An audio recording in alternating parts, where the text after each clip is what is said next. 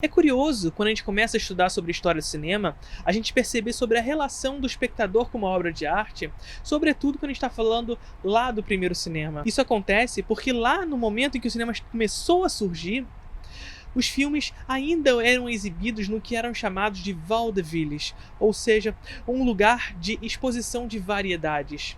Ao mesmo tempo em que um filme era exibido também pequenas peças de teatro, era exibido um homem fazendo malabarismo, um outro homem fazendo atividades de palhaço, trapezistas e etc. No mesmo lugar que um filme é exibido. E a relação do espectador com a obra de arte se modifica por completo nesse ambiente. Isso porque os espectadores são distribuídos ao longo de um espaço em que não necessariamente eles estão prestando atenção única e exclusivamente nos acontecimentos da obra. Nesses espaços, nos vaudevilles, os proprietários detinham o direito de exibir os filmes da forma como lhes convinham.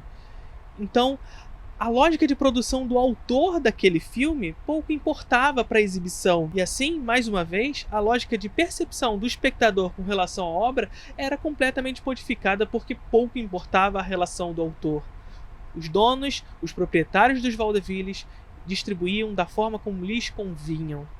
No momento em que se percebeu que esse modelo artístico estava ganhando muito espaço dentro dos vaudevilles, ganhando muita fama dentro dos vaudevilles, e sobretudo quando os distribuidores entram em jogo, comprando os direitos dos filmes e alugando, porque antes os proprietários tinham que comprar os filmes para poder exibir, agora alguém compra os direitos e aluga, se torna muito mais barato a exibição de um filme. E assim começa a surgir o que a gente conhece como os Nickelodeons. Os Nickelodeons nada mais são do que espaços únicos e exclusivamente feitos para a exibição de filmes. E nesses Nickelodeons, a relação do espectador com a obra começa a se modificar. A gente tem a disposição das cadeiras como se fosse um teatro e a tela como se fosse o palco. Assim, a gente já começa a ter uma relação próxima do teatro com o cinema. A encenação de um filme nesse primeiro cinema se assimilava muito com a do teatro.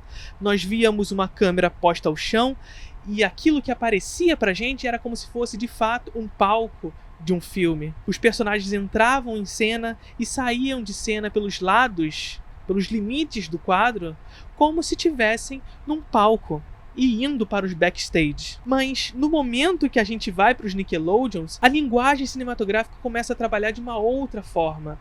Nós começamos a perceber que há uma mudança da percepção do pensamento de um filme do plano para o encontro entre os planos. A montagem começa a ganhar força nesse momento como um valor de criação de sentido. E assim, perceba que o local de exibição de um filme é fundamental também para o desenvolvimento da linguagem cinematográfica, para o desenvolvimento da linguagem de um modelo artístico, seja ele qual for. No momento em que o cinema sai dos vaudevilles e entra para um local de exibição próprio, o cinema começa a modificar o seu fazer, a sua prática.